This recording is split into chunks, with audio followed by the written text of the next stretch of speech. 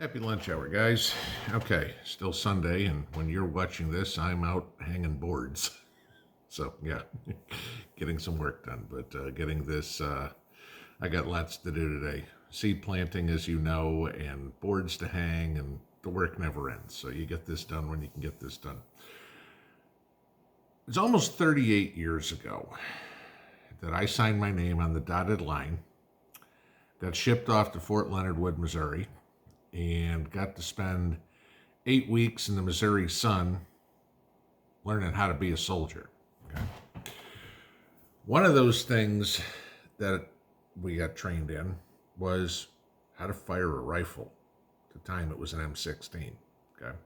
I was 19 years old. It wasn't the first time I handled a weapon, but I got military training in how to use military weaponry. I've said before, the person I went into basic training and the person I came out of basic training are two completely different people, okay? When I went in, your typical teenage, I know everything, yada, yada, yada. When I walked out of there, I was a man, okay? Learned a whole lot. But one of the big things that they taught us to be a soldier was how to handle a rifle, a bayonet, a hand grenade, things like that. Still, it was basic training. That's what it's called, right? Well, basic training still goes on. I'm assuming that the recruits are still trained in basically the same stuff in basic training, how to use a weapon. The difference being when I went through and now is for the better part of the last 30 years, everybody who's gone through basic training has seen combat, okay?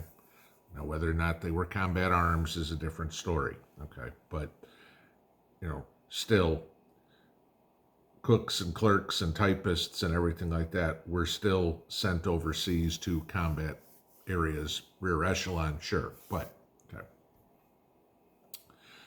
We also all know that there is a complete war on the Second Amendment in this country. Okay? The woke mob that is the Democrat Party that, is trying to demasculinize the entire population of this country is going further. We know they want to try to take our guns away. They come up with it every time. Right? And we've always said, guns don't kill people, people kill people. The DOD, Department of Defense, has a task force, if you will, called the Suicide Prevention and Response Independent Review Committee that was created in 2020. That they want to know why soldiers are coming back from combat zones and committing suicide.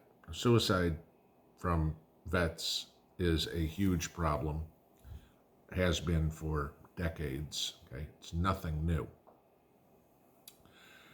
This committee came up with the solution not to get more counseling services, not to get more help for the veterans, but their solution was to raise the age that a soldier, sailor, airman, whatever, Marine, can own a weapon till age 25. Because they want to prevent soldiers from committing suicide. Now, I want you to think about this. If you're a soldier, you can't buy a weapon until you're 25. But if you're a civilian, you can buy one at 18, or you can buy one at 21, depending on the weapon, depending on the state. Okay? So the person who's trained in how to use a weapon is not allowed to own one. But the person who walks in off the street and says, I want to buy a gun. I live on the south side of Chicago. I need it to do all my drug deals. Sure, just sign right here. We'll run our background check on you, and as long as nothing comes through on your fake ID, you'll get your weapon. Great. The most untrained people should not be allowed to buy weaponry more than the most trained. This is about the stupidest thing I've heard in coming with gun laws. Now think about this. If somebody wants to commit suicide, there's plenty of ways to do it, okay? Guns aren't the only way to do it. We saw that just the other day with the supposed suicide of a Clinton aide who miraculously hung himself and shot himself with a shotgun that was 30 feet away from him when they found his body, because that's called arkancide. Yeah, so no, this wouldn't do anything. The point of this is what I want you to understand. They are trying to take weapons away from the people who have the training and the ability to fight back. 40% of the military is under age 25. Okay, just saying. A lot of people go in 18 years old, do their 4 years, and get out. That's 22. Okay, you almost have to do a full second tour if you go in at age 18 before you hit 25.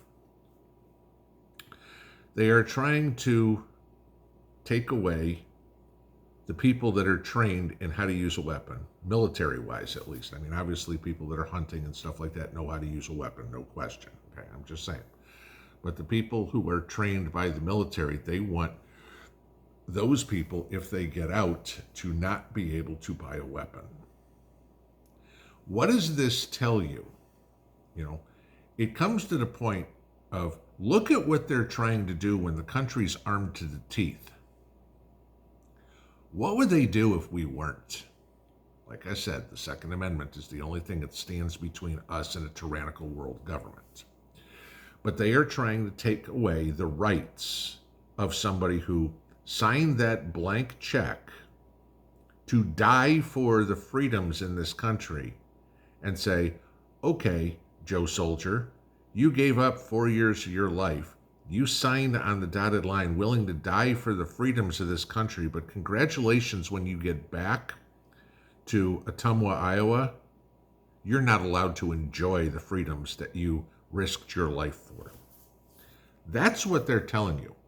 The DOD should not be spending time on taking people's rights away. They should be spending a hell of a lot more time trying to help the veterans who have PTSD, who are coming back from combat zones, be it Iraq, be it Afghanistan, be it Ukraine, okay, and help them assimilate back into civilian society.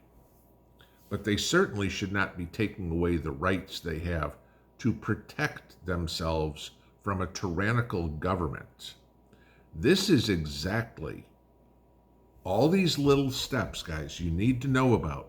This is what they're doing. If they can take away the rights of a veteran or an active duty soldier from owning a weapon, why in the world is it okay for some 21-year-old kid to know how to shoot an M60, a Madus, an M4, whatever it would be, but he's not allowed to have a 38 in his desk drawer at home?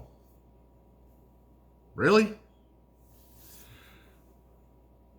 If they can take away the ability of the trained people, don't think that they're not going to take away the ability of the civilians out there. This is the plan, guys. We need to let our congressmen know, again, this is unacceptable.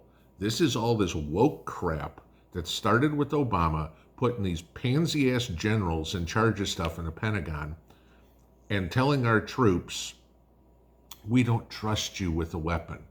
How much faith does a soldier have when the U.S. government, who is his employer in a combat capacity, says we don't trust you with a gun unless we can supervise you?